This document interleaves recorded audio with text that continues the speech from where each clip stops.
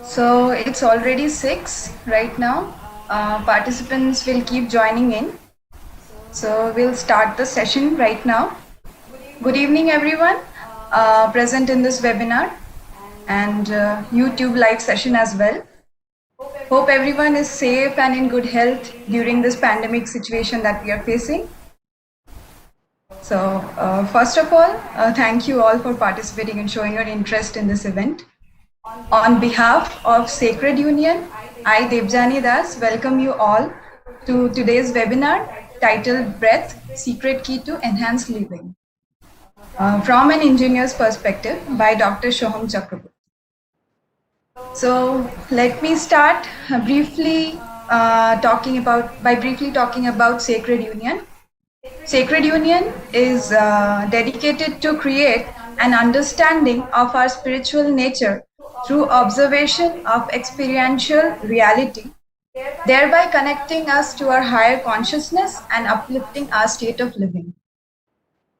To know more about what we do, you can follow us on Instagram, Facebook, and Twitter, and also our blog, omsacredunion.wordpress.com. The links of the social media are given in the poster for this event, as you might have already seen.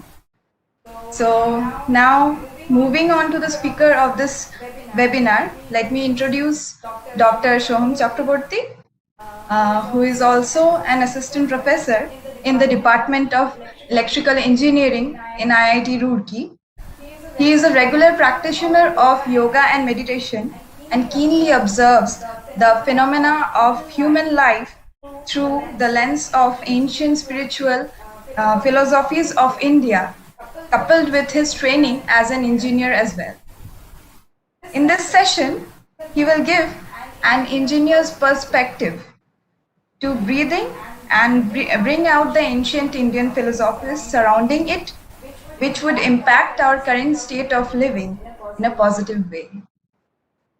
This workshop will also present a simple practical guide on how to adopt the correct way to breathe, enabling the audience to apply the theoretical knowledge to their everyday lives. So now, without any further delay, I request Dr. Chakrabarty to take over this session. Please, sir, you can start. Thank you, Debjani, for the wonderful introduction. And there are a lot of.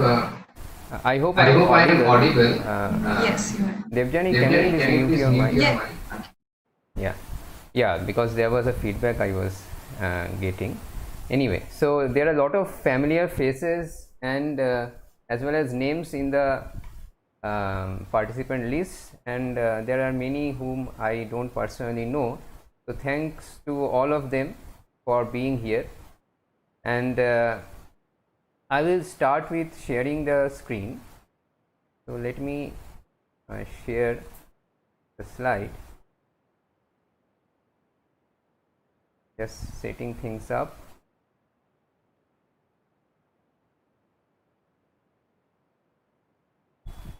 So I hope that the slide is in full screen mode.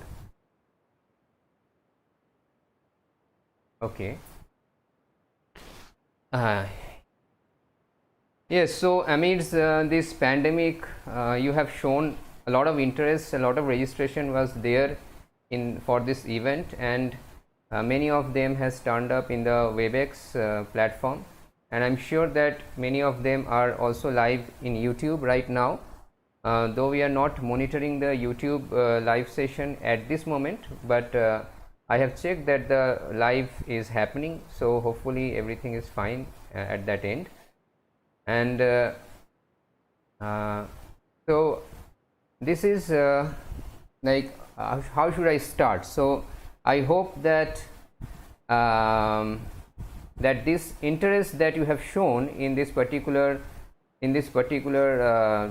talk is not due to the present circumstance of us being in a state where we have to kind of re-evaluate our our way of living, and because of this pandemic, and we are seeing that a lot of awareness coming up regarding our capacity to breathe, as well as how we are living a balanced life or something like that to improve our immunity. So these issues are coming up.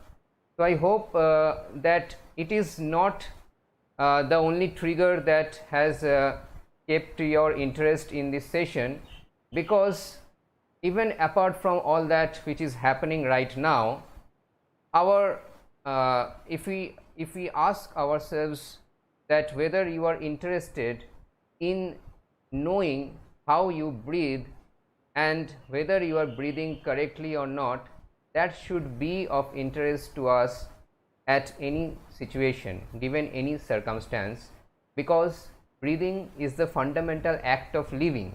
We live because we breathe, so we should have some interest to know whether we are doing that act in a correct way or not.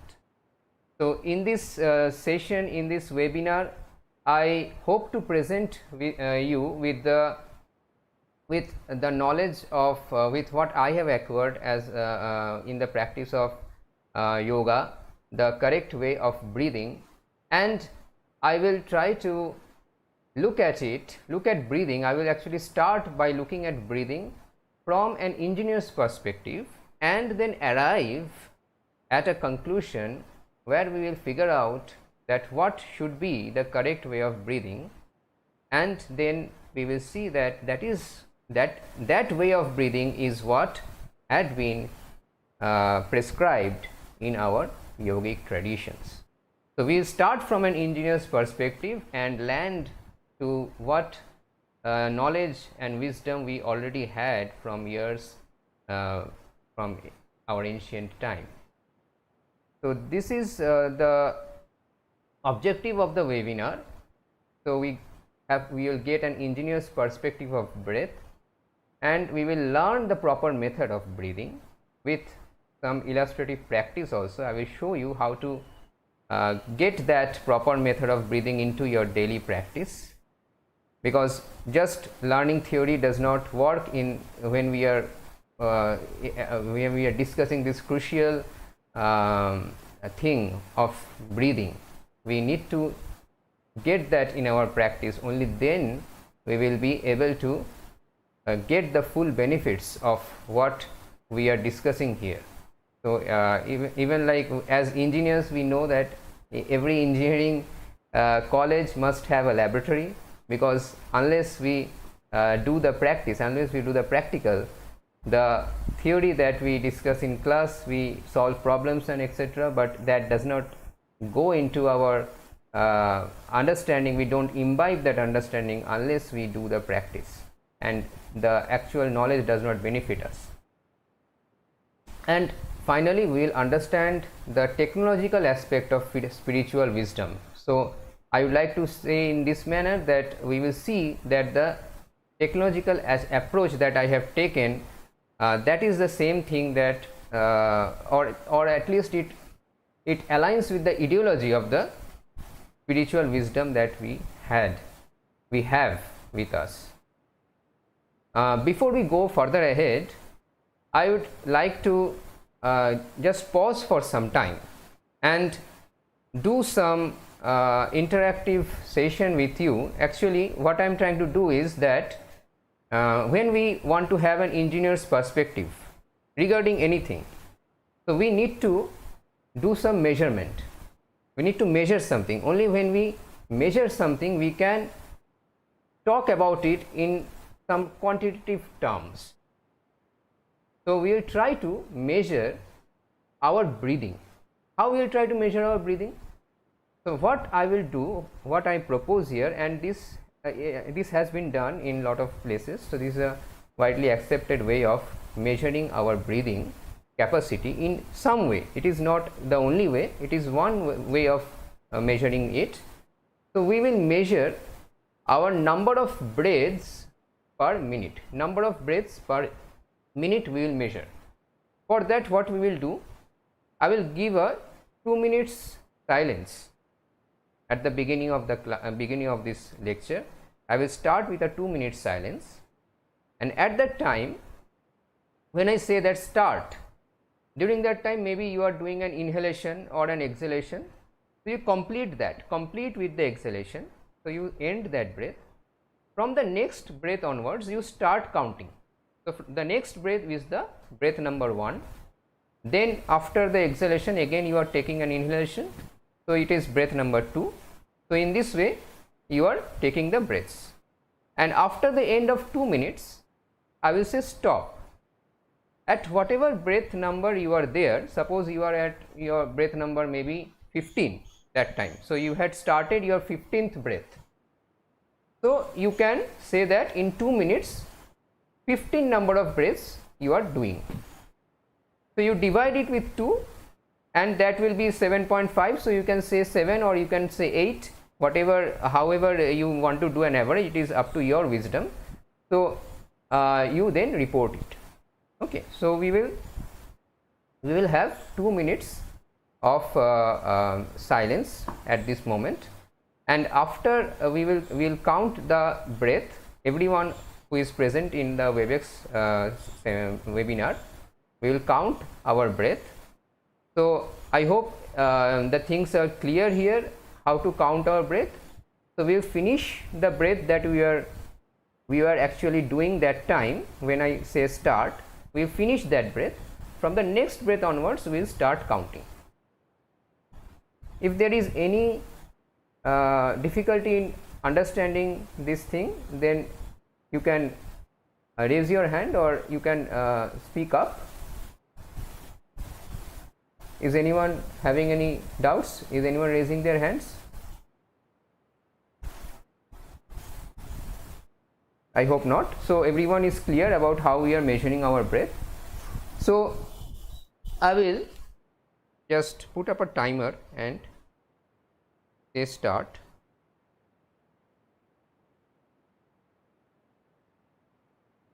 Okay, start. So we finish our breath, first breath, and then we start counting.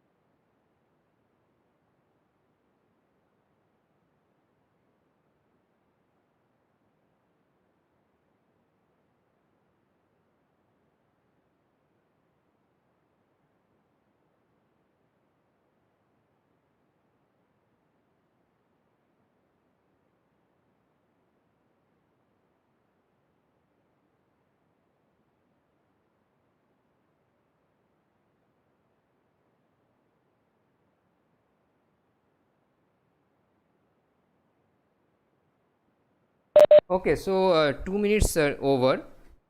2 minutes is over now. So you can have your count, breath count, and then divide it with 2. So I will put up a poll now, and everyone can answer in that poll what is your count. So let me just give me 1 minute to put up the poll.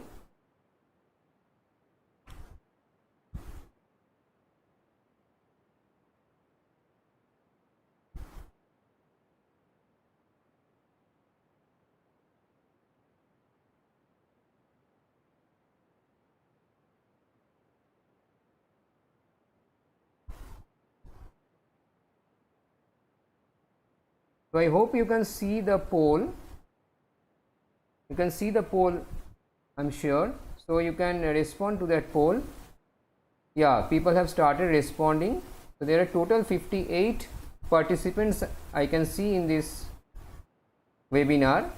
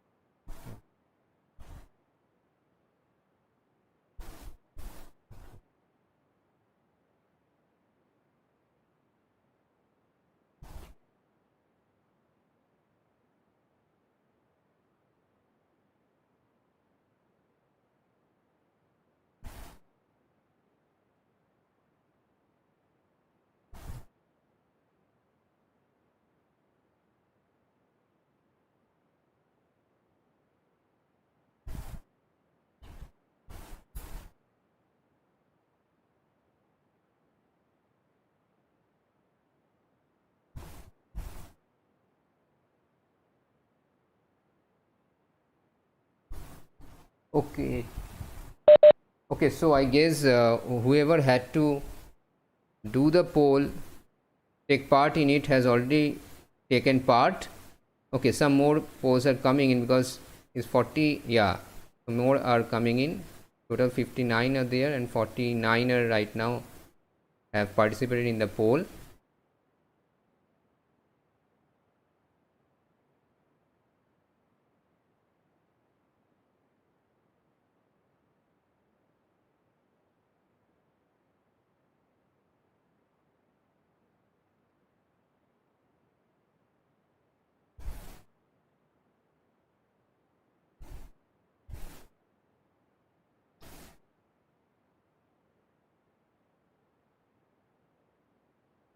Okay, so maybe we can end the poll now and proceed with the rest of the webinar.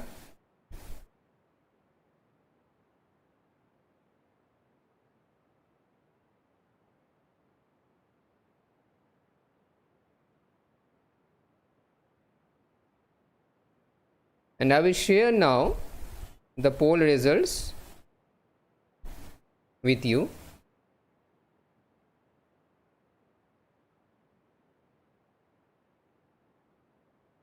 So I guess you can see the poll results now.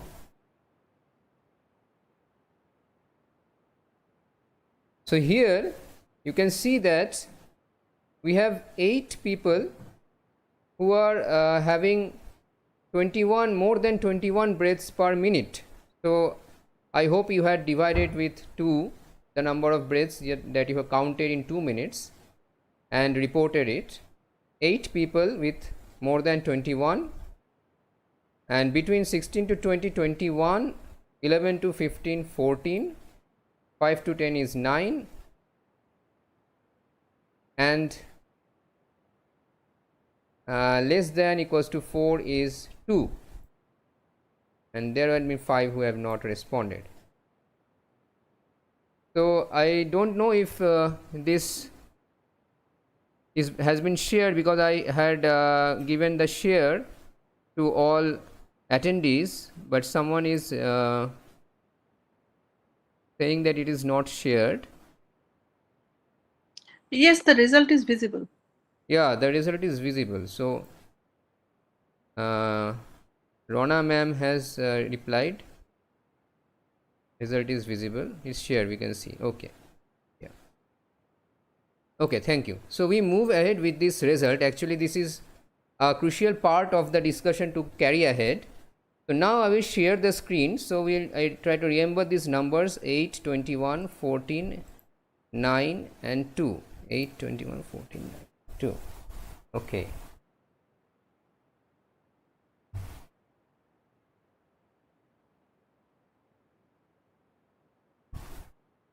So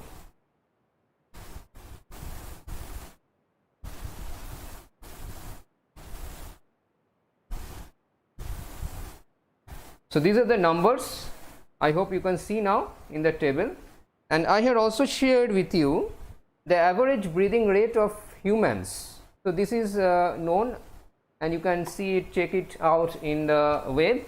So there are numbers keep on varying a bit here and there, but more or less it is 12 to 15. So if we go by this number of average breathing rate of humans, then we can see that most of us, there are 29 people out of 59 who are there present in the webinar session right now, who are having their breathing rate more than the average. 14 are in the average. So we should be expecting that most of the people would be in the average range, but as we can see that it is not so.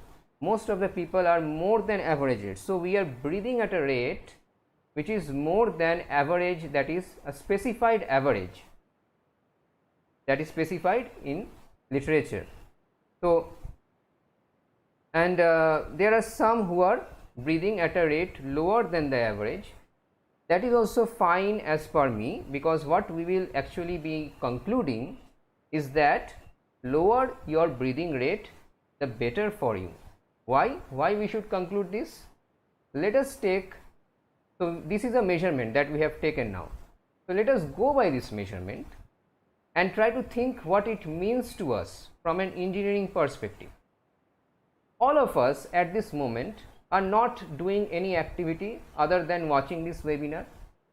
So all of you are having more or less the same or the similar output that you are delivering from your system. To deliver this output, you needed breaths, this number of breaths that you have reported. So doing the same work that was available for all of you, the number of breaths that you took was this, what has been reported. So if we can coin a term such as breathing efficiency, so we should think that the breathing efficiency would be more when we are taking less number of breaths to do a same amount of work. To do the same activity, if you are taking less number of breaths, your breathing efficiency is more. So I am trying to coin a term such which is called breathing efficiency. This is some term which I am coining for my own convenience of explaining the things to you. However, also from known knowledge, what we know already, if we have if we have less number of breaths, what other benefits we get for our system? Let us look into that. So these numbers will go when I move to the next slide. So just remember this, and we go to the next slide and try to explain.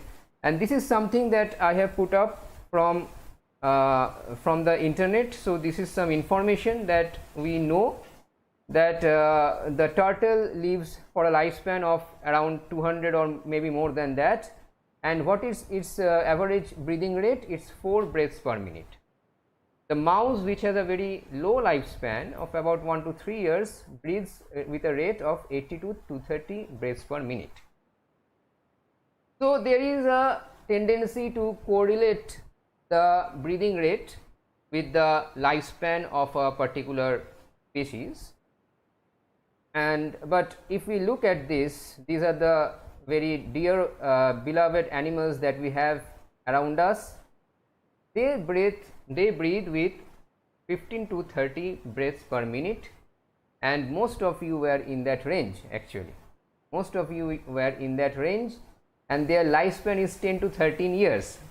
Does that mean that you will also live for 10 to 13 years? No, not that, because it is not a direct correlation. Please remember this. It is not a direct correlation. There is a lot of other factors which are involved in this, like our metabolic rate, our heart rate, and lot of other things. Our size of the body is a very determinant factor actually. And So the larger the size of our body, if we are taking the same number of breaths, we can say that the larger sized animal will live a longer life. It's almost like this, so you don't need to worry in that regard. However, as we established, of course we will have more efficiency of breathing. So if we take lower number of breaths, also additional benefits along with that, what they will be, we will have less muscular stress, because when we breathe we are using certain muscles in our body and they are getting stressed if we use them too much and too rapidly. So whoever is breathing more number of breaths per minute, utilizing these muscles more number of times than the others, so there is more muscular stress created in those people. Less oxidative stress. What does this mean, oxidative stress? Oxidative stress is like when we there is a creation of free radicals due to this oxygen that we are taking in, and they are harmful to our body. So when we breathe less number of breaths per minute, there is a scientific evidence. So this has research paper available on this. We create less oxidative stress in our body when we breathe slowly. Less toxic buildup. What do I mean by this? When we are breathing too rapidly, what happens actually? So this will not be so much evident right away, but when we go ahead, it will be more evident why we have less toxic buildup with slower breaths. Because when we breathe rapidly, we are actually not breathing out completely. So this is a very important thing I want to highlight. When we are doing rapid breathing, our breathing out is not happening completely, and that makes the carbon dioxide stay in our body, so it is not released from there. So with higher rate of breathing, we have a higher toxic buildup in our body, and of course we don't need to say that all these things are harmful to us. So like we can say as a thumb rule that we are going in a direction where we are trying to establish that lower breathing rate and slower breathing is beneficial to us. And when we look at breathing from this perspective, where we have defined it, we have defined a term as breathing efficiency. We are seeing the breathing as breath as an input to our system and our activities as an output from our human system. Then what we are actually doing? We are actually looking at our body as an instrument. We are looking at our body as an instrument. So it is having some input and it is delivering some output. So here the input is like the air that is flowing in, and it is also getting released through the lungs. Okay. So what can be an analogy that we can develop in this line is the 4-stroke machine. So this came into my mind.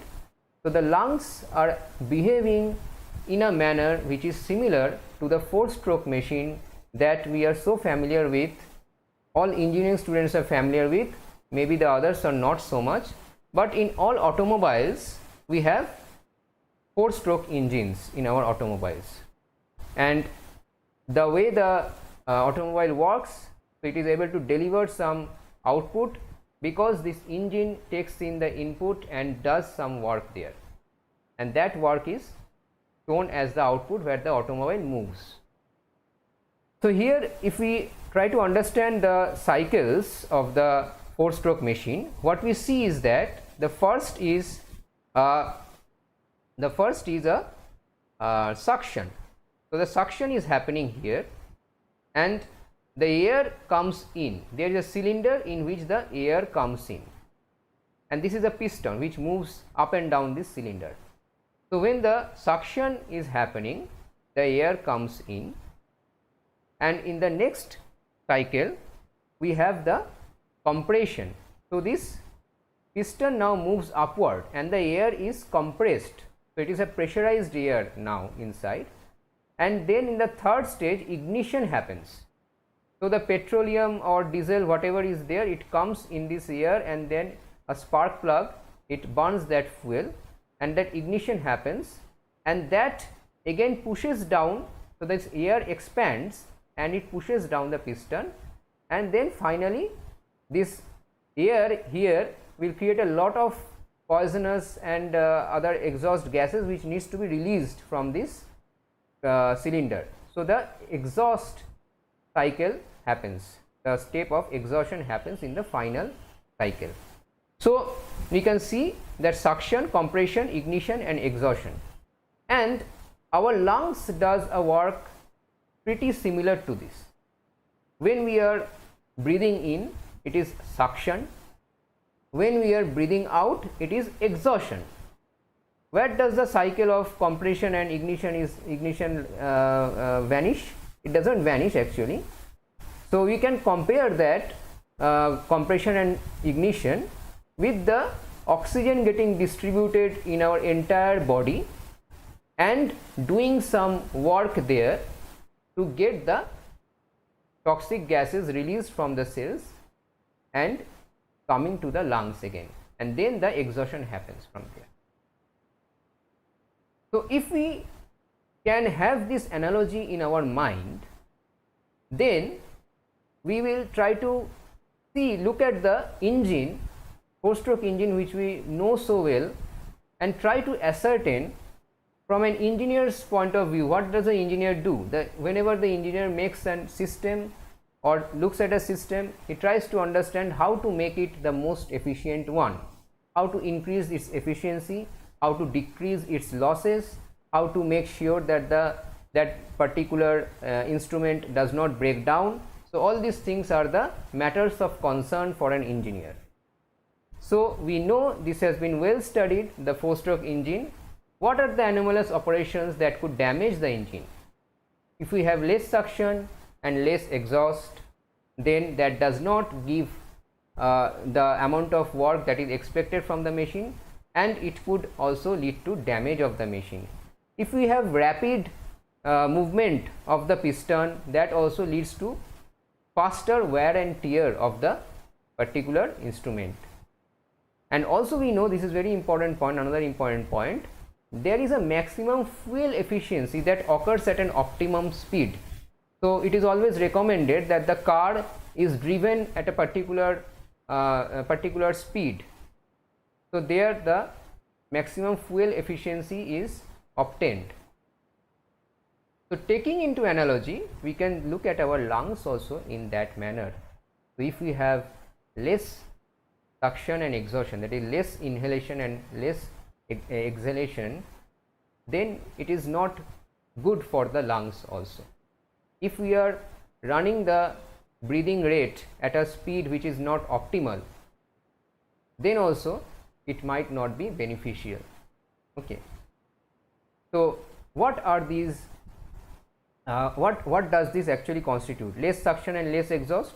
So the rapid breathing is actually constituting less suction and less exhaust, because since you are doing a less suction and less exhaust, you are able to do so many cycles of that in a particular duration of time. If your suction and exhaust are longer, you will not be able to, your number of cycles per minute will automatically reduce, and you will come to this optimal speed also. So the optimal speed is not as low as possible, it is not like that. So so there is a balance somewhere. So but we will not try to go deep into that. So we will actually directly go to the best way of breathing, and before doing that we have to know. So when we are trying to know the best way to breathe, we have to actually know our breath more closely. What constitutes our breath? Does it constitute only inhalation and exhalation? Most of us would probably say yes, but it is not so. Along with inhalation and exhalation, there are also periods of retention that we can perform. So whenever we inhale, after that we are almost all of us are there is a compulsion to breathe out. But if we don't do that, we can have a relaxed holding period also after we breathe in. Remember, I am using the term relaxed holding period, not something which you are forcefully doing, but in a relaxed manner you can give a pause between your breathing in and breathing out, and also after breathing out you can give a relaxed pause.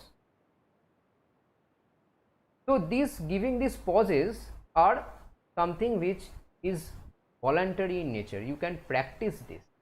You can practice introducing these pauses in your breath, which we normally don't do.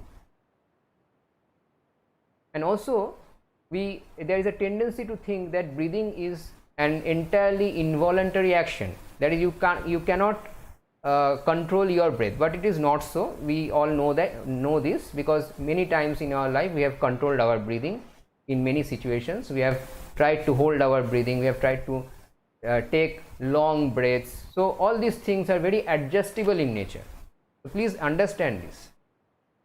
This adjustability and voluntary approach to breathing is what will enable us to practice the most efficient way of breathing. Because if you know that there is something which will give us the most efficiency and will cause the lowest stress in our body system, we will try to practice that, and that practice we can do only because the act of breathing is voluntary in nature. It is not completely involuntary. So there is a degree of voluntary control, and that varies. Of course, there is a variation between people with their age, or between situations, like whether someone is working too much, doing a physical exercise. So all this there are parameters, but in any situation, suppose you are right now breathing X number of breaths per minute. If in that particular situation, the similar situation, you can breathe less than X number of breaths per minute, you are gaining on your breathing efficiency and achieving all those important things, all those other benefits that I mentioned already. So there is just a disclaimer here that shallow breathing, which we already understood what is shallow breathing, that is a rapid and less inhalation and exhalation. Rapid inhalation and exhalation, less suction, less exhaust. This causes greater oxidative stress and lesser carbon dioxide release.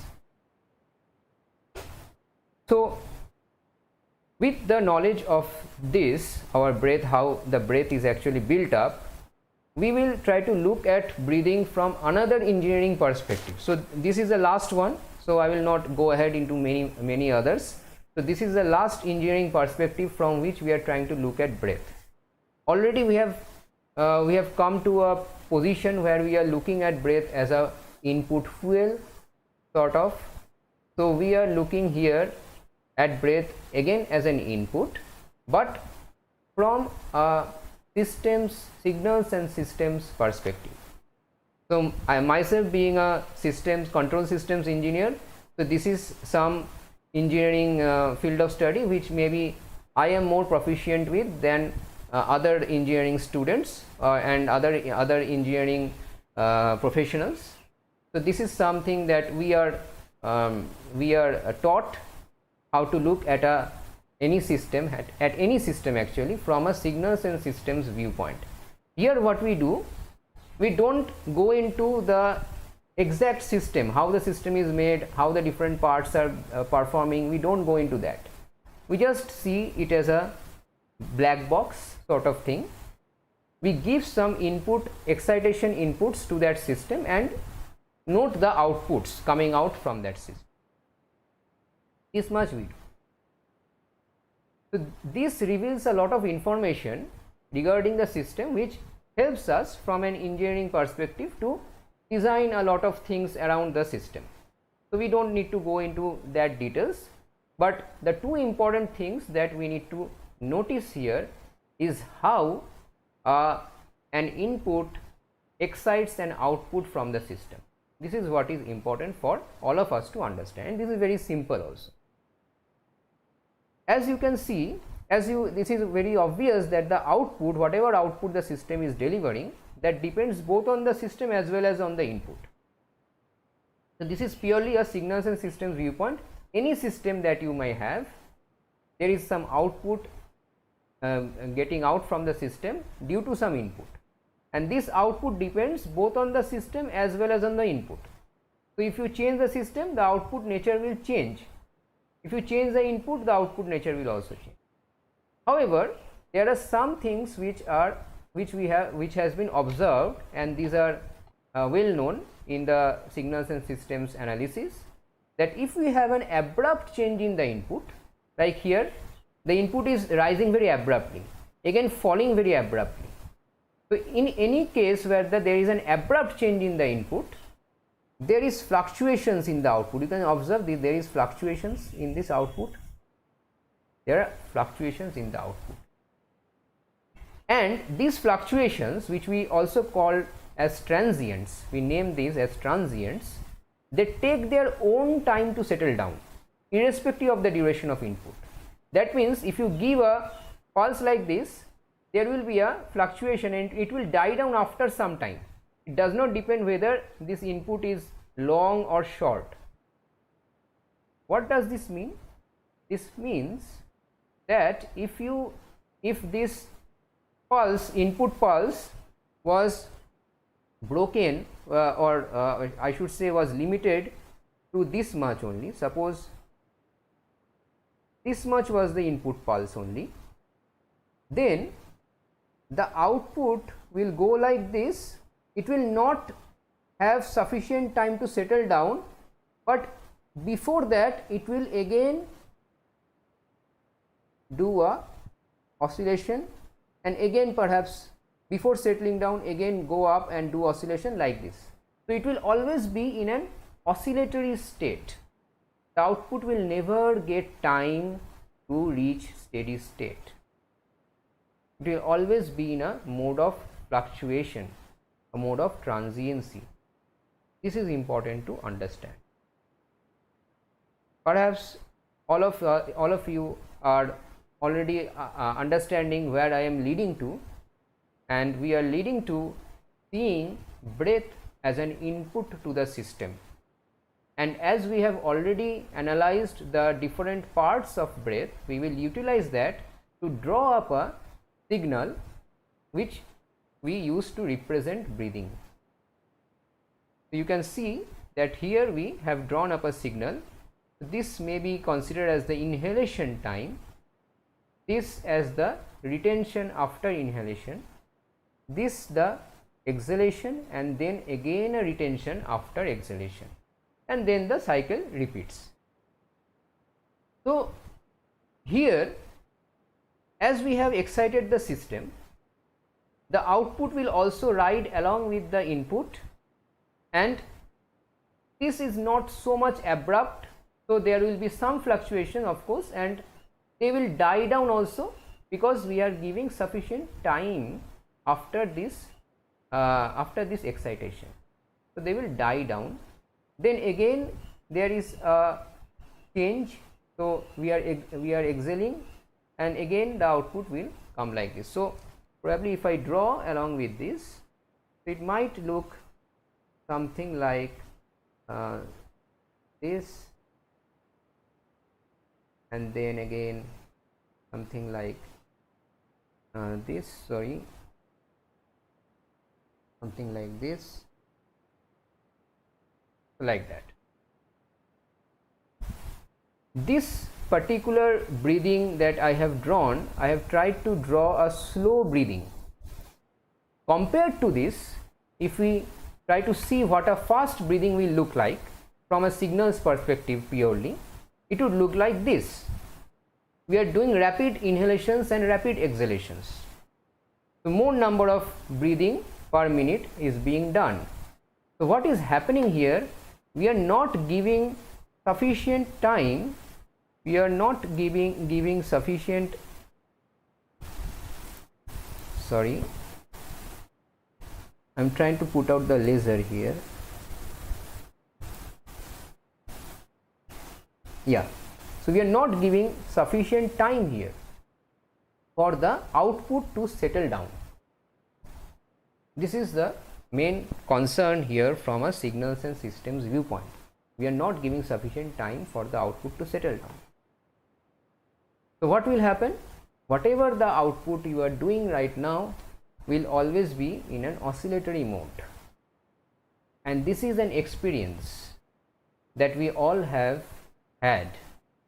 So whenever our breathing is faster, or we can say in an opposite way, we can see that whenever we are stressed and we are in a mode of uncertainty, we are undecided, we are in anxiety, we will notice that our breathing is also very rapid in nature.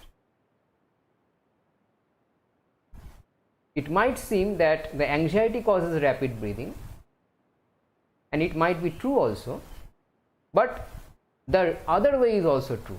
So if you are always doing rapid breathing, you are causing anxiety within your system, you are causing fluctuations and transiency within your system. You are not allowing your system to settle down, to reach a steady state. So this is an analysis from the signals and systems viewpoint. So we have come to a position where we are now very much sure that we have to breathe slowly, along with possibly along with the periods of retention. So what is that breathing that will allow us to do so? So we need to prolong our length of breathing. So keeping that in mind, let us look at the mechanism of breathing and understand how we can work with that mechanism to prolong our breathing, to slow down our breathing, to take deep breaths, as many of you may have heard this term, take deep breaths. So how to take deep breaths? The mechanism of breathing, here you can see the lungs here, and there are these muscles around these lungs, around the lungs. Whenever these muscles expand, it allows the lungs to expand. So what are these muscles? These muscles are the intercostal muscles around the rib cage and the diaphragm, which is below the lungs, near the in the abdomen. So now there are two possible ways of expanding the lungs. One is you can expand your chest, that is you can work with the intercostal muscles. Your chest is expanding and contracting, so your lungs will expand and contract. Another way is you can work with your diaphragm. So you can take it down, as you can see in this diagram. You had been seeing this diagram, you can see that we have taken down the diaphragm, and then when we are exhaling, we have shifted the diaphragm upwards. So you can work with the diaphragm also. Which is the better way of working with our breathing?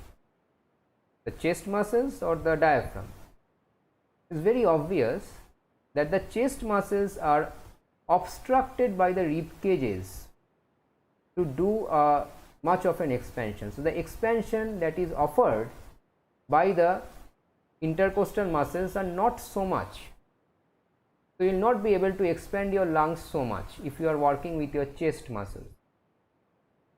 Rather, it will also, if you are trying to work with your chest muscles, it will also cause a lot of obstruction to the muscles, and that would create some stress within the muscles, because there is a wall around these muscles. You can see the wall of the rib cage. Though the rib cage, these bones are somewhat flexible, but even then they are walls around this muscle. So you are pushing against a wall, you are trying to push the wall and then expand your lungs. Why to do so when this diaphragm is available with us? Pull down the diaphragm there is an empty space, not empty space, there are organs here, but they are flexible, they can move a bit around, they can adjust their positions. It's not a hard wall there. You can pull down the diaphragm and pull up the diaphragm. You can do this, and when we do that without any obstruction to the muscle, without creating any muscular stress, we can take in more air in our lungs, larger volume of air in our lungs. Automatically our breath will become slower, because it will take more time to expand the lungs, because there is more expansion to be done. It will take more time to exhale, to contract the lungs.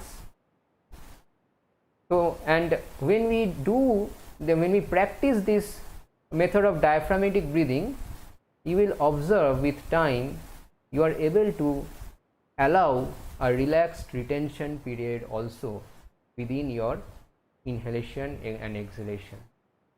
This will come naturally. You will be able to prolong your breathing cycle further.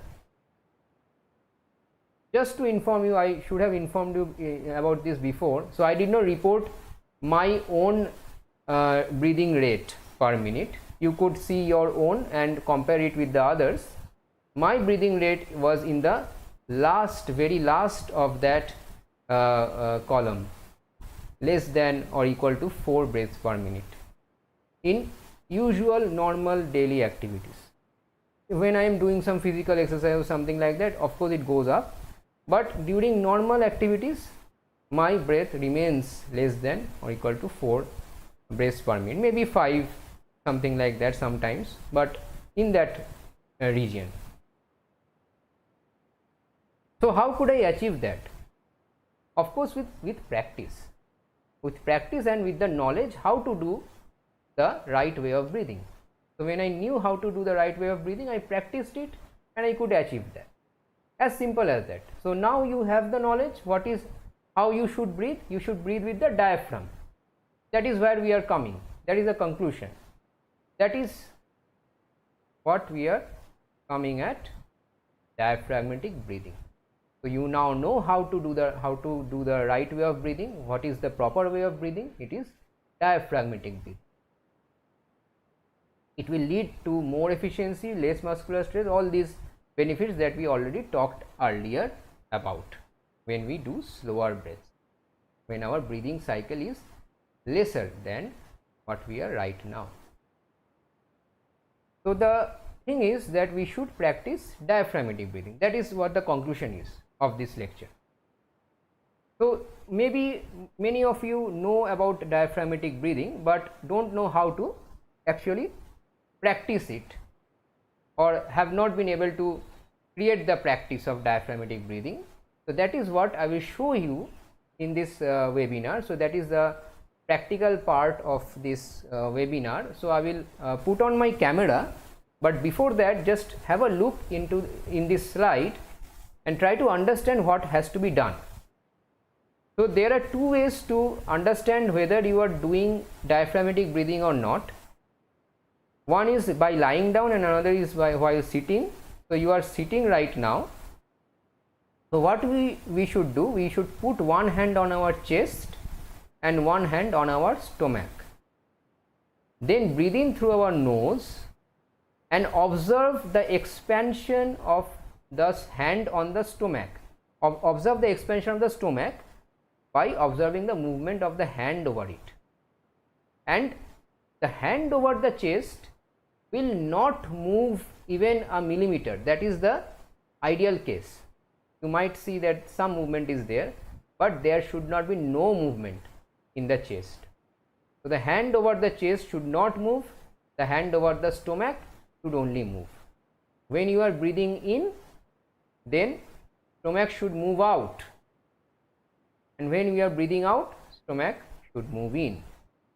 So this movement has to be observed. So when you lie down, actually you will observe that diaphragmatic breathing starts very naturally. So after this session, maybe you can do this. You lie down in this way. You can put up your knees also. helps it's better in this position.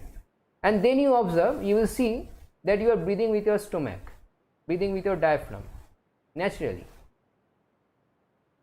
But when we are awake, when we are walking around, when we are sitting, we are not doing that diaphragmatic breathing. You will come to realize this right now when you are doing it, when you are trying to ascertain this with me. So I will put up my video. I will stop sharing this. Okay, I can start my video also with here. Soham, can I ask a question? Yeah, sure. Uh, uh, See, while doing the thing in a attentive state, it's fine. I take breathing through the stomach and take deep breathing. But in a when I'm not attentive, Hmm. it goes back to the same way of breathing, short breathing. When I'm not controlling myself. Yes. I So know. how to create that habit? This is a habit that you have to create. That's all I can say. But So how to what create that meant? habit? How to Yeah, create that habit? yeah. You have to actually like have a like you should check yourself every once in a while, every now and then. You should check yourself with this thing, with this action of putting your hand on your chest and your belly. You check yourself whether you are doing diaphragmatic breathing or abdominal breathing. It is also called abdominal breathing or not. You check yourself. That's the only way. I have done it like that only. I checked myself. Every now and then I check myself because I had that intention. The first thing, you have to have the intention of coming into the right practice of breathing. If you have that intention, then it will always trigger in your mind whether I am breathing rightly, or not. So when that trigger is always in your mind, you will check yourself also. So every now and then when you are checking, you will see you will develop this. So I have talked to my students whom I try to teach this face to face. They develop this within 2 weeks or maybe 3 weeks at most. Okay, okay. We'll try to do it. It's a Yeah. very good information. Yeah, Yeah. yeah, yeah. So that is also something I should say, that yes, I come to know about diaphragmatic breathing. So maybe I will practice it when I sit for meditation, or when I sit for yoga, or when I go to do exercise. No. Diaphragmatic breathing has to be 24 hours breathing. The regular breathing that you are doing, that has to be diaphragmatic breathing. So you have to check yourself every once in a while. You have to put this flag up in your head that whether you are doing abdominal breathing or not. Check yourself all the while. When you do Great, that, great. within like 1 week, at most 2 weeks time, you will find that you have reset your breathing pattern. You have reset it. You are doing abdominal breathing all the time. And when you are doing abdominal breathing all the time, then you will feel it also. There is also a feeling that comes along with it. So I will not describe that feeling because it is individual's feeling. On individual can vary from one to another, but you will feel Should we that try to? there is a change in yourself. Yeah, yeah. Should we try to hold the breath also No. for a good When you are first practicing, just try to observe that you are inhaling and exhaling using your belly only. So let me correct? show that. Okay. So all of you can do it along with me. So here, so I put one hand on my belly. So am I audible? Yeah, hope so. So one hand on my belly and one hand on my chest. Okay. Now when I breathe, so I will observe my this hand which is over the belly to move outwards, and when I exhale to move inwards. I will observe no movement in this hand. So once maybe I will try to do with chest breathing that this hand is moving. So when I do chest breathing, this hand moves slightly upwards and downwards. Slightly it moves.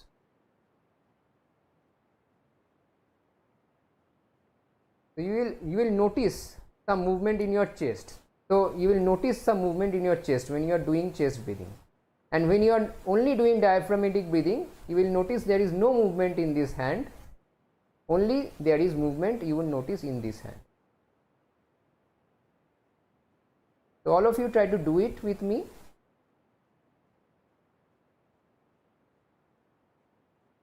Maybe you can switch on your videos for once in this session and try to see, let us try to see all of you in grid. Please put on your video and try to see whether you are doing it in the right way. Put one hand on your chest, another hand on your belly, and breathe. Try to move your breathing towards your abdomen. Try to only move your abdomen in and out. First, you might notice that your hand over your chest is moving, because that is the natural, that is the normal way that we are breathing at this moment. As an incorrect way, we have to correct that. So when we observe that you are breathing incorrectly, now is the turn to move your breath to your abdomen. Only your abdomen moves in and out.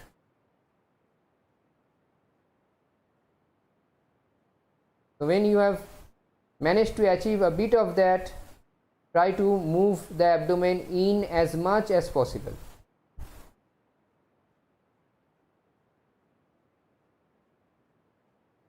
Try to move your abdomen in as much as possible. We have not worked with our diaphragm for a long time, so it might take some time, but this is the way to get into the practice.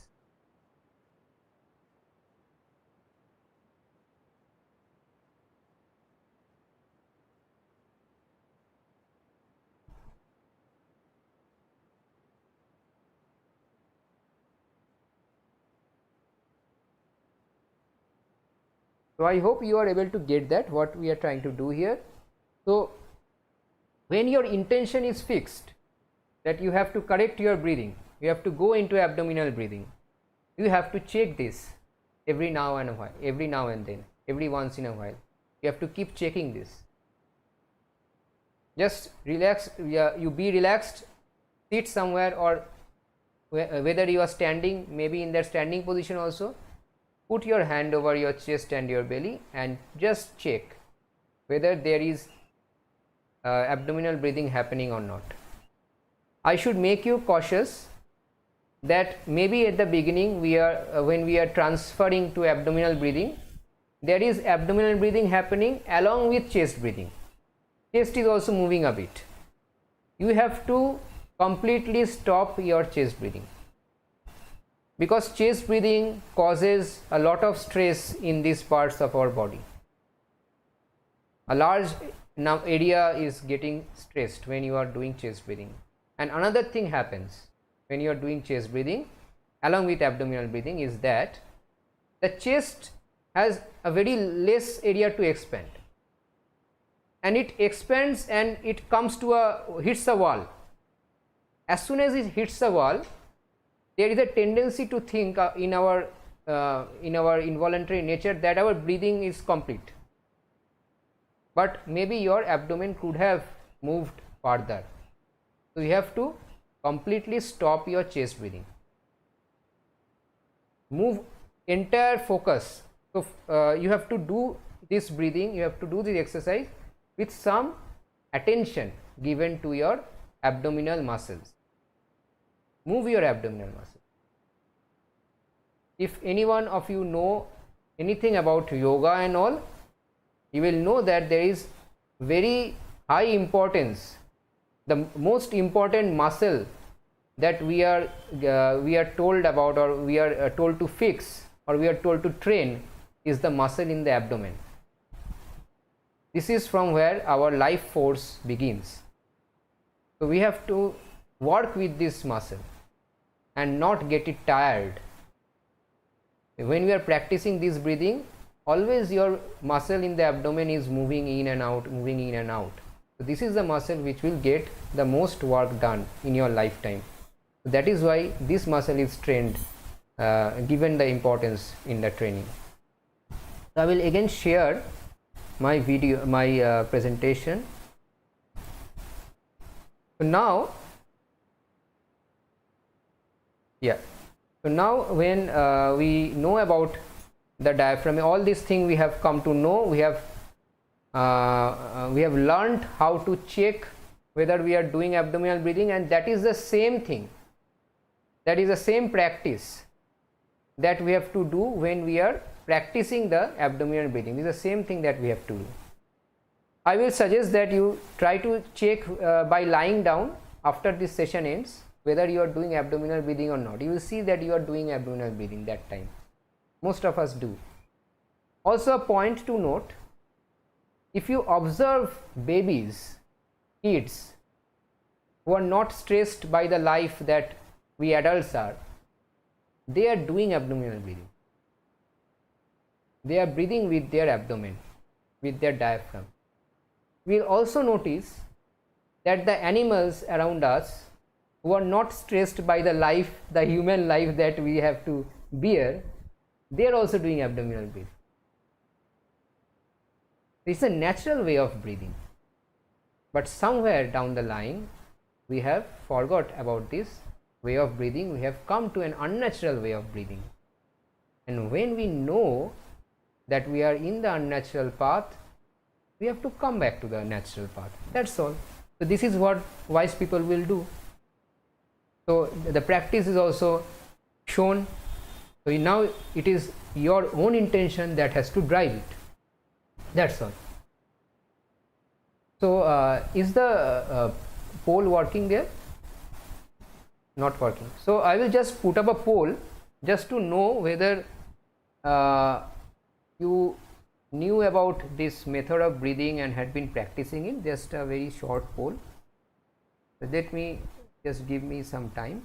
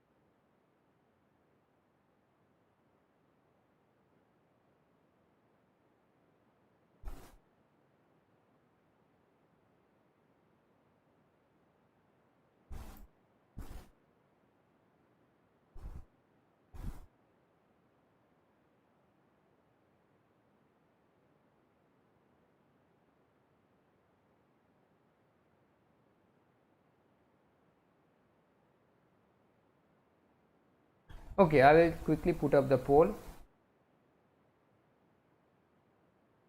I hope you can see this.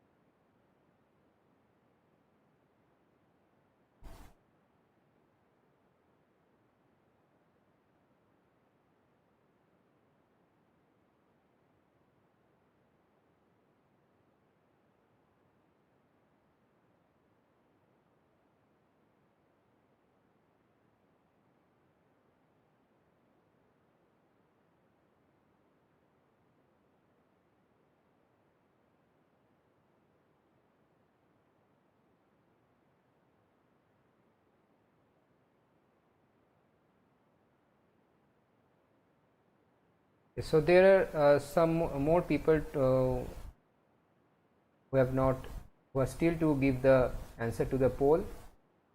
I will put it open for some amount of time more.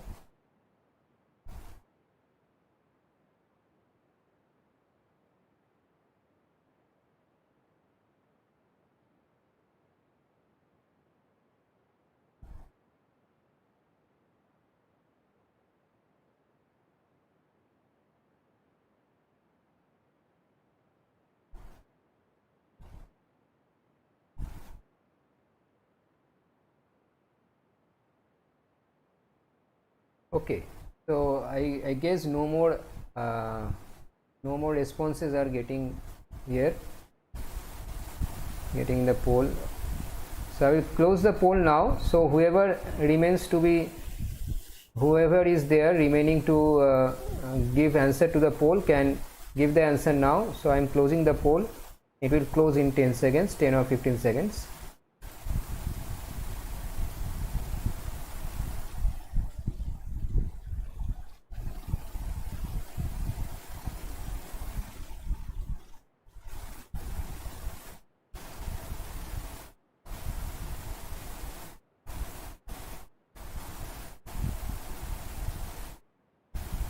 Okay, so I share the poll results with all of you.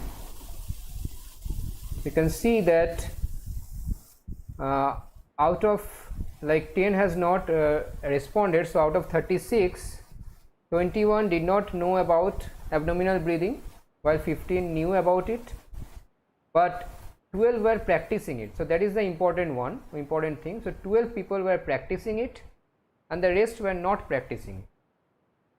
So if we remember that count of the number of breaths per minute, I guess probably there were 2 people less than 4 and 9 in the range of 5 to 10. So around that 11 people probably were they who were doing this abdominal breathing. So this is just some conclusion. It may not be entirely correct, but this is my guess, my good guess, that they were the people who were practicing the abdominal breathing and could achieve lower rates of breathing. I will move back to my presentation and I will quickly conclude it. There is not much left. So the engineering analysis is done. So with the engineering analysis, we had come to the conclusion that we need to do diaphragmatic breathing to enhance or make our system more efficient and less worked up. And now we will move into the perspective where what our ancient traditions were saying about breathing. So we first look into yogic tradition. Okay, so not sure why this is not moving. Yeah, this is moving now. So we know that in yoga there is a huge amount of a large section where we are actually trying to work on our breath. So those breathing exercises in yoga that we normally term as pranayam, so that works with our breath. So what is the philosophy behind that? Actually, if we look at it, the yogic philosophy looks at human being from a signals and systems perspective. Yoga is nothing but systems engineering. It is trying to control the input, which is breath, and take control, as we probably say, take control of the outputs. The outputs from the human being are all the bodily work, all the senses. They are sensing so many different things, the emotions that arise within us, the intellect level within us, the thought process that we are going through, and so many things. There are output from a human being. Obviously, there is not simply one input, which is breath. There are a lot of other inputs which decides how the outputs are getting developed, like environmental factors, past tendencies, memories, everything is there. But all those things work for limited periods of time. Breathing is something that happens all the while the human being is alive. Breathing starts from your birth, ends at your death. So this particular input is something that binds you to this human body all the while. So that is why I think the practitioners of yoga laid so much importance, so much stress on the act of breathing and how to regulate it, how to work with it. And they try to control or manipulate that breathing, that input, in order to not control the outputs. Many people will say like that, controlling the outputs, but I will say it is not controlling the output, it is stabilizing those outputs. From the signals and systems perspective, what we saw, that when we allow sufficient time, then the output naturally goes into a steady state.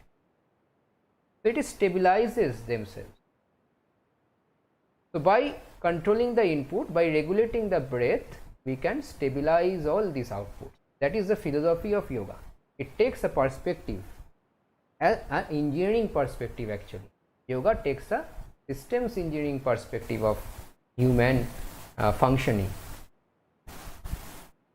Also looks at human being as a machine or instrument, because it treats the breath as a input, as a fuel to the system, and this as a machinery which gives some outputs. So it also looks at the human being as a machine or an instrument. So it looks at our system, the human system, from an engineer's perspective. This is what I have come to realize, I have come to appreciate rather. It looks at human beings from an engineer's perspective, try to work with that system. They try to find out a method of working with that system. And by regulating our breath, which is the fundamental act of living, it can regulate the life processes and our outputs throughout our life. We are trying to stabilize them. That is what we all are trying to achieve, a state of stability. In these, particularly in these uncertain times, the environment can be uncertain always. So it does not depend whether it is a pandemic. The pandemic obviously introduces a lot more uncertainty than usual, but a human's life goes through a lot of uncertainty and indecisiveness and a lot of environmental and outside stress, lot of impositions on the human life. How we can regulate our outputs, our functionalities amidst those uncertainties? That is what the question of yoga is. That is what yoga tries to tackle, the massive thing that it tries to tackle. And it takes a engineering view of yoga, engineering view of human being actually, and proposes some solutions. And the solution that is fundamental to it is diaphragmatic breathing. Diaphragmatic breathing is fundamental to all yogic exercises. So unless you learn abdominal breathing or diaphragmatic breathing, my advice to you would also be, don't go and do yoga practice. First learn abdominal breathing. Only then you go and do yoga. Before that, if you do yoga, I have noticed that the results of yoga does not give, like the results does not show up unless you are doing abdominal breathing.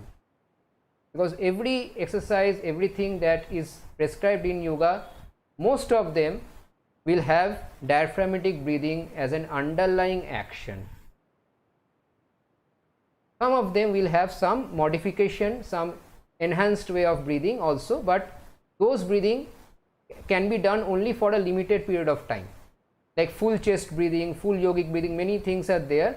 Those cannot be done 24 hours a day. Diaphragmatic breathing can be done 24 hours a day.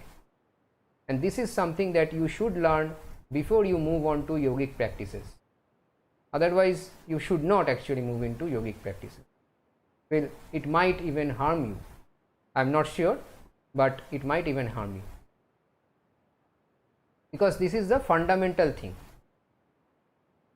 Also, I will go into a larger picture of seeing this act of breathing from the perspective of our ancient philosophy that is underlying, that governs everything that we call Hindu, that is the Sanatan Dharma, the philosophy of Sanatan Dharma. I personally prefer to use the term Sanatan Dharma and not restrict our identity with the terms of Hindu or something else, because even Hindu is a term which is incorporated from foreigners. It is not a term with which we identify ourselves. We did not identify ourselves as Hindus. Only after foreigners identified ourselves as Hindus, we adopted that. But before that, there was no identification like that. We only followed something known as Sanatan Dharma. That is well known. That terminology is well known. Why that terminology is important for us to remember? Because this term itself gives away or gives out the underlying philosophy that governs everything within the ambit of Sanatan Dharma. What does Sanatan Dharma mean? That only reveals everything. Sanatan means eternal, which does not change. It is eternal. Dharma means nature. Dharma means nature. My nature is my dharma. So Sanatan Dharma means eternal nature. That's it. How beautifully, with just simple terminology, some simple definition, the entire thing is laid down. It is eternal nature. That means whatever is in Sanatan Dharma, that will try to give you a sense of constancy, try to reveal the constant or the eternal nature within you, and reduce. What does it mean by revealing the constant nature? It means reducing the transient nature. So when we can reduce the transient nature within you, which is showing up in you, you can reveal the constant nature which belongs to you. So this is also an aspect of going towards stability from transiency. Going towards stability from transiency. Whatever Sanatan Dharma tries to achieve is that only. And whatever myriad ways are there. So I will not go into any of those ways. I will simply state this underlying ideology. This is the ideological aspect of Sanatan Dharma. It tries to reveal our eternal nature by giving us sense of constancy and reducing the transiency within, that shows up within us. And this is what diaphragmatic breathing is also trying to achieve. So diaphragmatic breathing can be said the natural way to breathe. What is eternal nature? What is natural? We can say that what is eternal. So that what gives us a sense of constancy. So this is diaphragmatic breathing, also gives us the sense of constancy, reduces transiency, and we can ascertain that it is a natural way to breathe. So with this, I will come to the end of the session, and the main takeaways from this session would be that we learnt about diaphragmatic breathing and its benefits. We also learned that there are 4 parts to the breathing cycle, not just 2.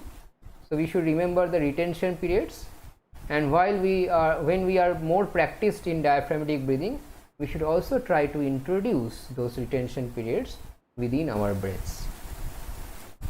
We saw the breath as fuel, human as an instrument, machine. So these are the engineering perspective from an signals and systems point of view also we saw.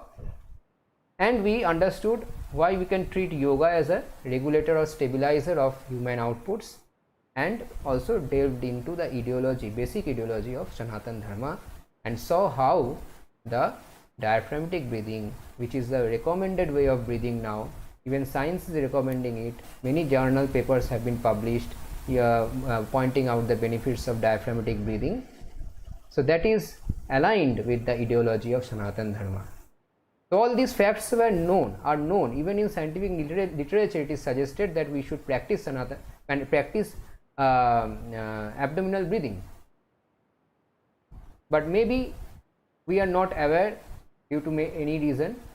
But now when we came to the awareness level, so it now rests upon us whether to practice this or not. This is our own decision.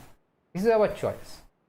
So if we choose to do it, I have shown you how to do it, how to practice it.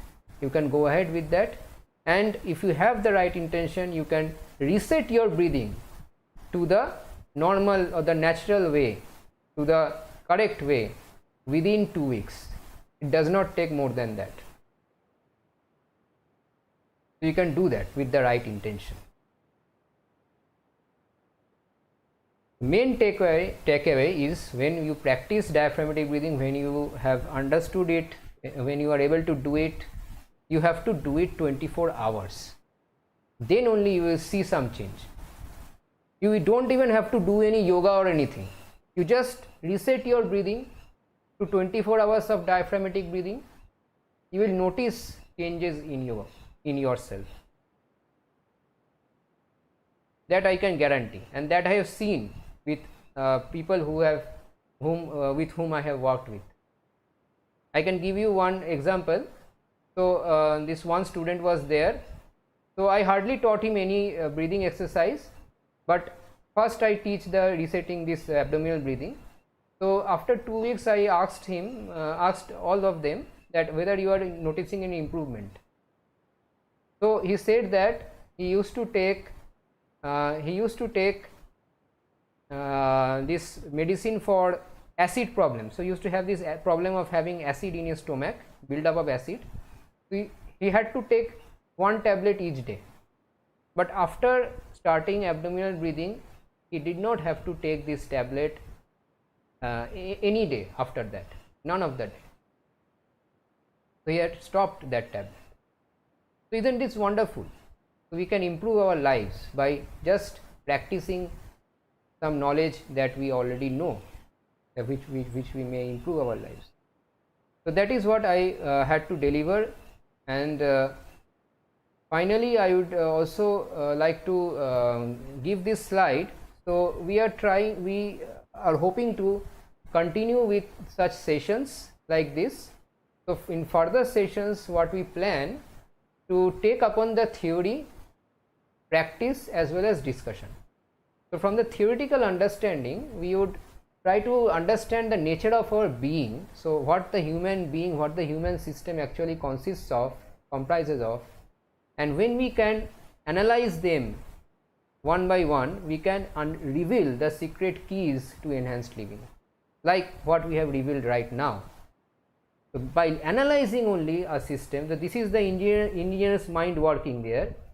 Only by analyzing a system, by reducing it, by breaking it down into its different components and understanding how each component works, can we make the system work in a better way. So this understanding will give us the secret keys to enhanced living. This is not just some system which is an engineering system, a machine or a motor, that whether it breaks down or whether there is any damage done to it, it does not bother us. It is our own system, so it should bother us. We would also get into some practice. So when we have this abdominal breathing set into our motion, we would go into yogic practices to try to expand our own boundaries, and we will try to go beyond intellect. So whatever discussion we have done here was all intellectual experience, was all intellectual discussion.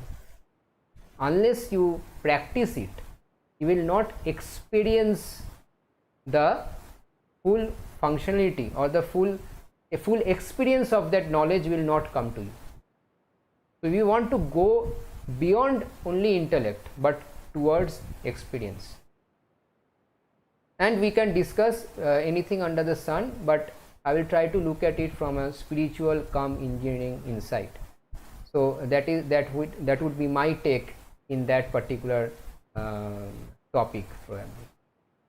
So with this, I would like to end the session, and I would also be available for Q&A, but I think probably Devjani has something to discuss before that. So I will stop sharing the slide right now. Okay. Yes, all over to you.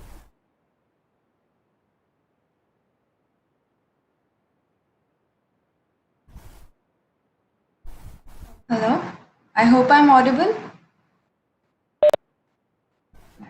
So, well, that was a great and insightful, very insightful lecture talk from Dr. Chakrabarty. So, he has analyzed in very simple terms the most important life process of breathing that we thought was all involuntary, but we came to know it's kind of a little bit voluntary. So, from understanding the efficiency of breathing by comparing our bodies to a machine and the lungs as its engine, as well as seeing the breath as a fuel or input for all other activities from our being, and the analogy of by the analogy of systems and signals. Video is not on. Oh no. Okay. So he has given us an understanding of diaphragmatic breathing and why it is the most efficient way of breathing, illustrating it as well very beautifully, and giving a practical way to adopt it in our daily lives. Also, we got to know that diaphragmatic breathing is very fundamental to the yogic traditions in India. Dr. Chakrabarty, through his analysis of breathing from an ingenious perspective, also revealed that it is in alignment with the ideology of Sanatan Dharma of constancy. So, diaphragmatic breathing gives us the constancy which Sanatan Dharma talks about. So this concludes the presentation. I would like to thank you all for participating again in this webinar, and also to the YouTube live session viewers. And thanks to Dr. Chakrabarty for such an insightful session and taking his time out for this session. So now he will be available for taking up questions. But before that, there are certain announcements that I'd like to make. So we have, first of all, the people who are watching watching us on YouTube live can post their questions in the comment section of YouTube below the YouTube video, for which will be taken up later in our future upcoming videos. And for getting notifications regarding to that, you all can subscribe to our channel, and please be sure to subscribe. And please also, we have feedback forms and registration forms, feedback form for this webinar, and a registration form for the upcoming sessions that we are planning to conduct. So we'll be sending out the feedback forms and the registration form to the registered participants via email only. And the people who have joined as YouTube viewers, like for the live session, you can also get the link to the forms below the video in the description box, so you can check it out there. Also, please keep that in mind that we'll be accepting responses for the forms only till 2 weeks from this session. So thereafter, we plan to start our regular sessions, theoretical and practical, including the theoretical and practical aspects of yoga, along with discussions on the ancient Indian philosophies to analyze their relevance in the present times. So now I think I'm done with the announcements. So I hand it over to Dr. Chakrabarty again for the question and answer session. And you can raise your hand or write your questions in the WebEx chat box so that he can take it up. So, sir, please. Yes, so thank you, Devjani, for wonderfully concluding the session. So I am available here for any questions, and I will take them one by one. So I can see there is some hand getting raised. So there is one question also in the chat box by Professor Rajdeep Chatterjee, which I will take up. But before that, let me see. Someone has raised the hand. Pankaj, I think that is. But I cannot see Hello, him sir. right now. Yeah, Pankaj. Hello, sir. Yeah. Can I ask you a question, sir? Yeah, sure. Thank you for the wonderful session. It was very insightful. But one thing I would like to ask is the diaphragmatic breathing is the only key to achieve the 4 breaths per minute, because it is quite very unnatural to have a 4 breaths per minute. Is there other yogic practices as well, So could you give some insight about it? It is the preliminary thing.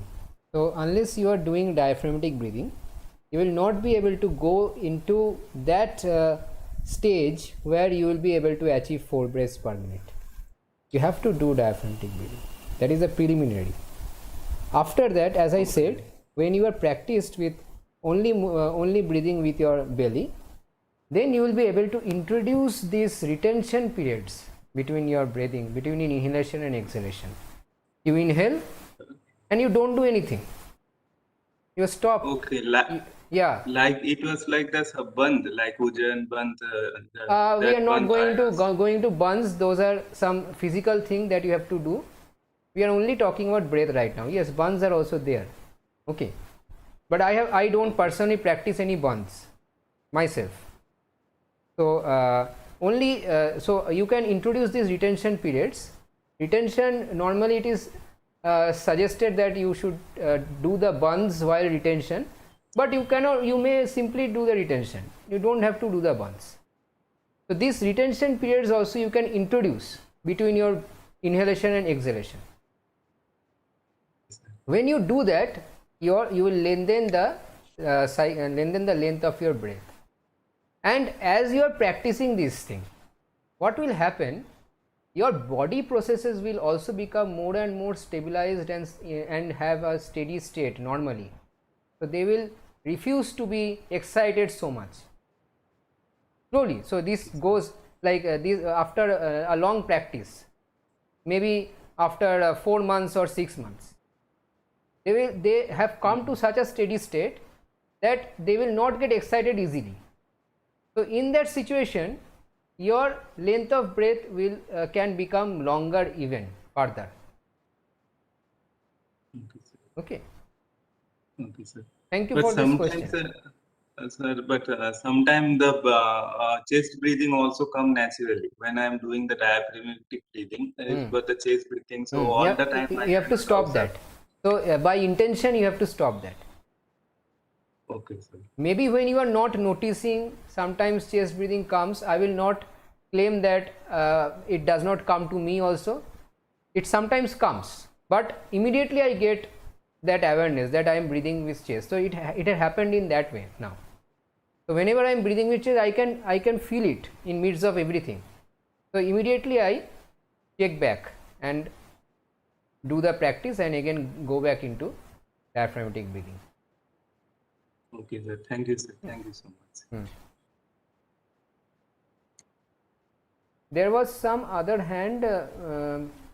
Professor A.K. Sen, did you raise the hand? I thought you raised the hand. Yes. So you have nicely explained about the engineering aspect. So I have a very small question. You have shown three kinds of animals. They breathe, say for example, tortoise breathe very slow, and then mouse and hare, they breathe very fast. So is there any research on these animals to see that how they breathe? Their breathing habit. Their breathing habit, the breathing habit of animals is they breathe with abdomen. So this is a like research, I don't know, but this is a well-known fact. So if you observe animals, you will see. If you observe how animals say for example, there is a lot of variation. Say for tortoise it is very slow, and for mouse it is very fast. So is there any way we can differentiate how they breathe? How they breathe means, are you trying to point out towards if they are doing chest breathing or abdominal breathing? Yes. They are all doing abdominal breathing. But even though they are doing abdominal breathing, the rate of breathing in different animals are different. Because they need to breathe so fast. The mouse needs that much of breath per minute in order to maintain its metabolic activities. Okay. That is the thing. But there is also, I should like to point out again, there is no direct relationship between breaths per minute and lifespan. So mostly many articles you will see also which directly relates number of breaths with lifespan, but there is no conclusive research or done in that direction, and it is not a conclusive statement to make. So there is a lot of other factors. It's a more empirical observation. Yeah, it's a empirical, so it's like a thumb rule, you can say. Okay. At Okay, least you nice. can say that maybe within the same group of people doing the same sort of activity, if there is someone is taking less number of breaths, they are probably they will live a longer life and also a more healthier life. Okay. The Thank you. health Thank you, aspect sir. we already come to understand from the presentation. Okay. Okay. Thank you. Thank you, sir, for joining. Is very gladding to see you And here actually. not only that, I'm enjoying. Yeah. After a long time, I was always on the other side, but now I have a very good listener and student. Yeah, sir. And also, Okay. I would like to mention Prabodhji. It is so glad to see you here, Prabodhji, Prabodh Narayan. So, are you here still, sir? Probably he might not be in front of the screen right now, but I know him from like 2 or 3 years back, and he still remembered. And just when I told him that this session is there, so he readily joined in, and it is very gladdening to see. He is a very senior person actually. So anyway, so other yeah, Ratna Bhattacharya is having some question. Raised her hand. Ma'am, can you please unmute yourself?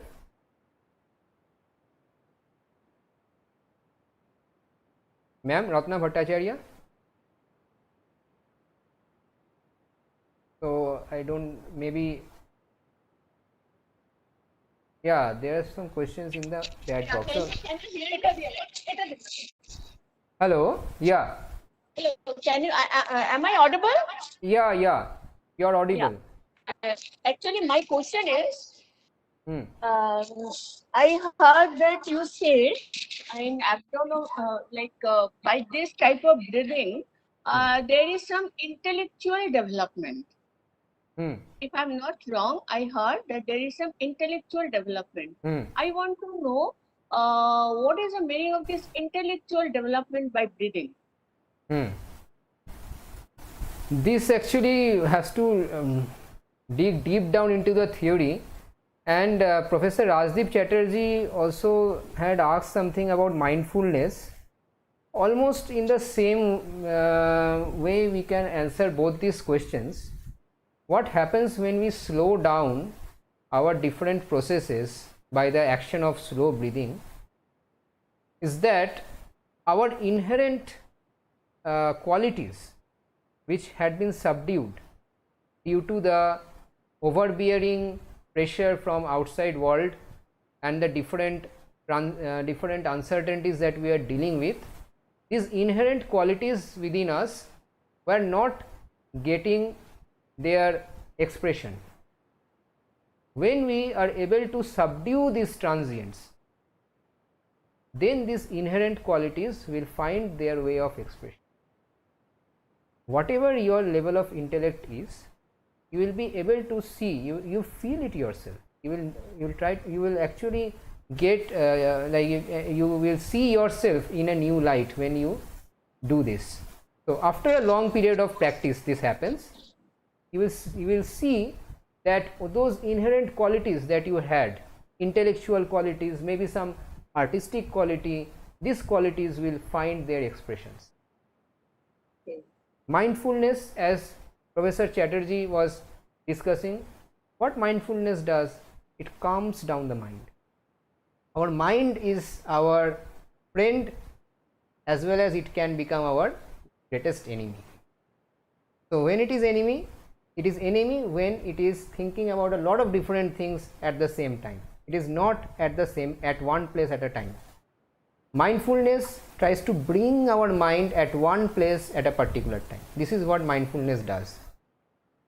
And only by doing that, there is a lot of improvement we can see in our character. That is a practice also, mindfulness.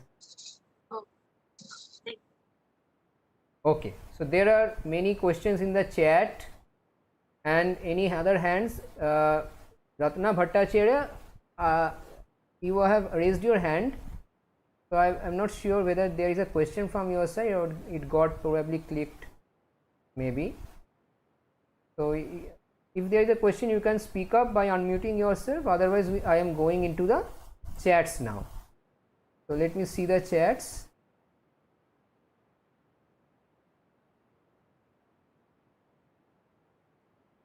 Yeah, I have already responded to Professor Chatterjee. After that, Mansi is having some questions. While chanting Om or practicing a particular note, in these situations, abdominal breathing seems tough as there is an elongated exhalation for such practices.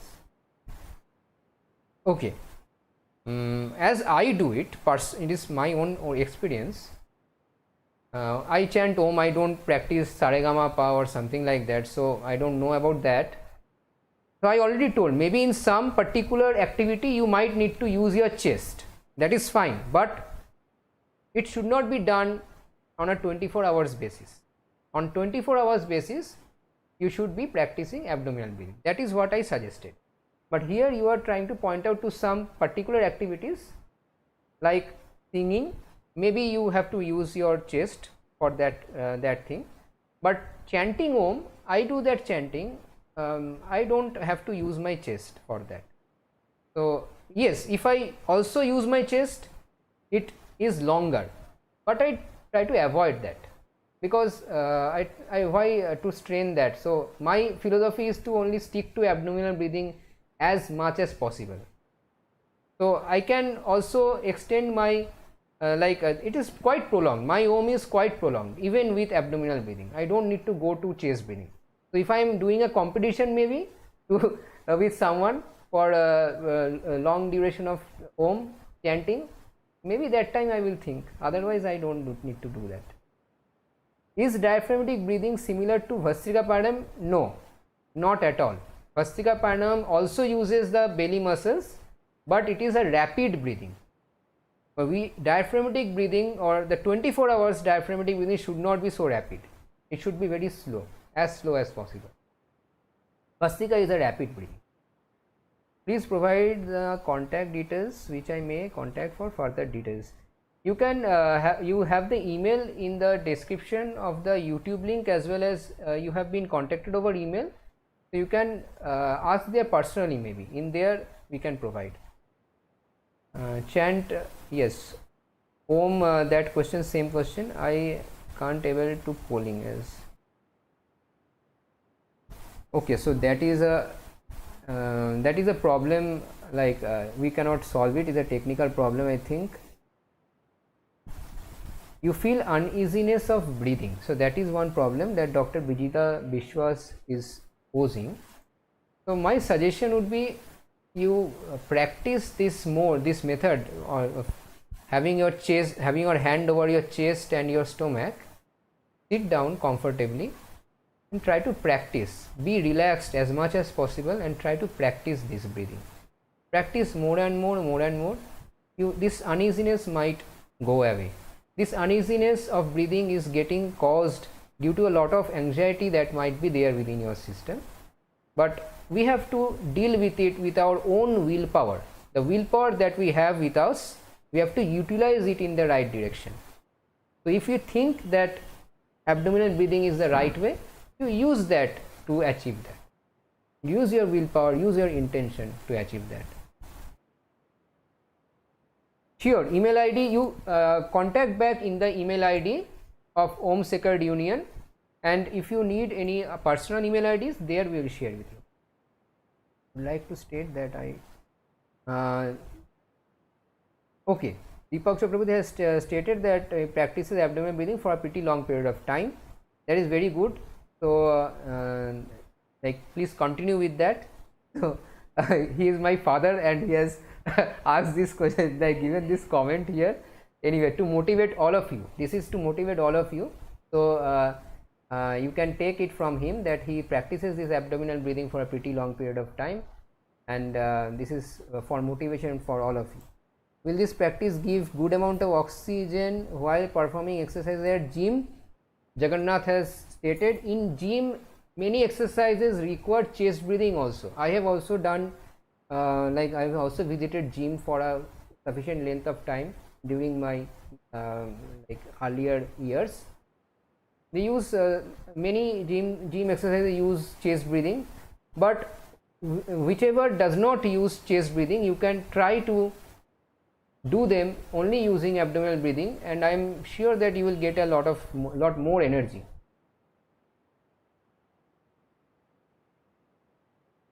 Yeah, so my father has given a more motivation for all of you. So I highlight this statement. So he says that he is 68 years and practicing abdominal breathing for a long period of time and is enjoying life without any medicine except for something that unfortunately happened, except for ecospleen and Astor, which was an unfortunate happening, and the doctor has presently informed that he is asymptomatic. So I think S is missing here, asymptomatic.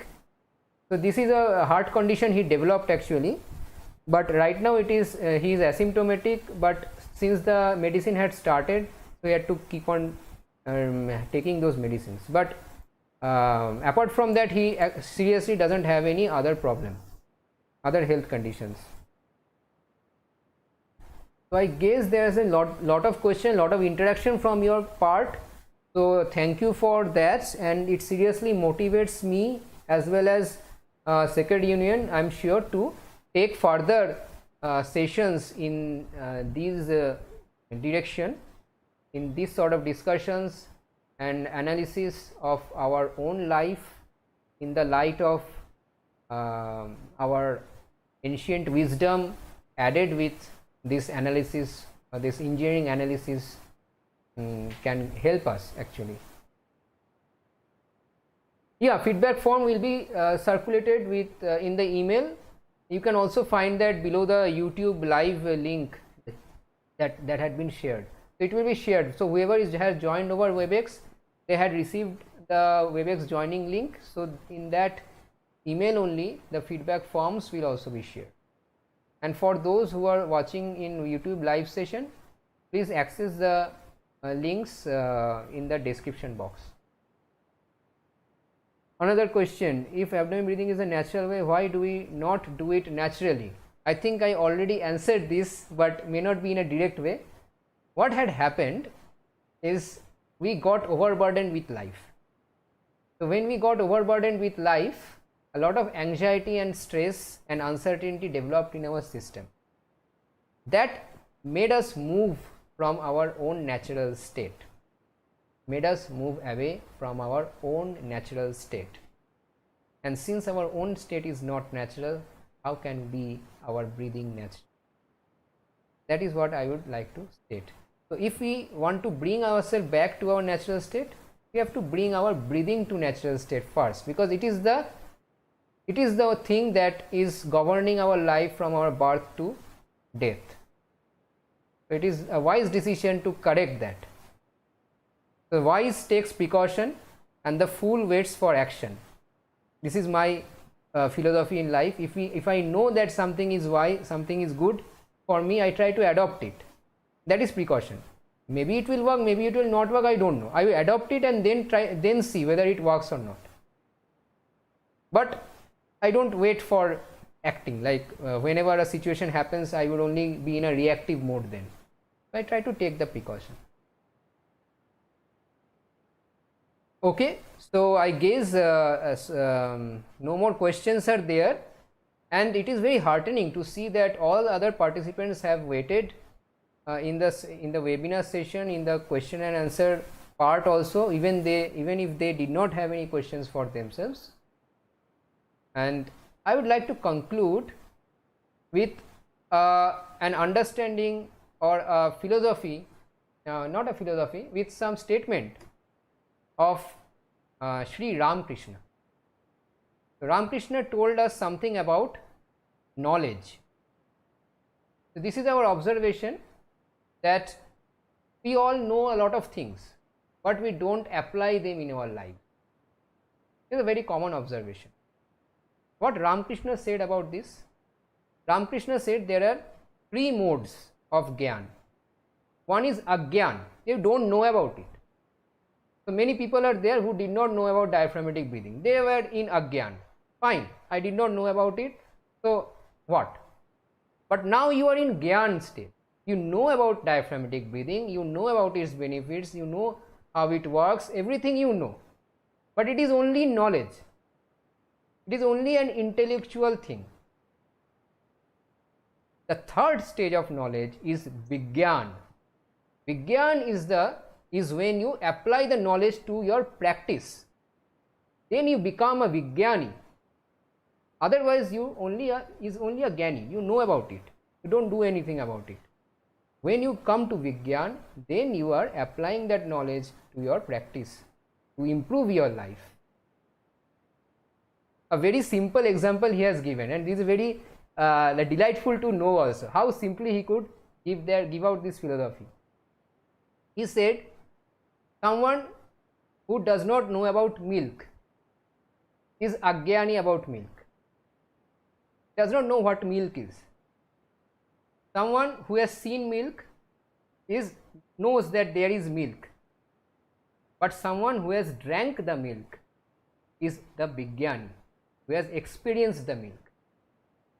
We have to come to experience from intellect. That is what the spiritual wisdom says. You know, but you have to experience it. Only then your knowledge becomes full. Otherwise, the knowledge is of no use. If the knowledge is only for like showing off to others that I know something very great, but you did not practice it, what is the use? So with that, I would like to conclude this session with these great words from Sri Ramakrishna, and I hope that many of you will join in our further sessions, and it will really motivate us to have discussions with you in a lot of different topics and go ahead in this journey. Thank you. So I guess yeah, there is an ending note from Sacred Union that, and we can end the session, I think, now. So I will end the meeting for all. Thank you for attending the session. Thanks a lot. Thanks a lot.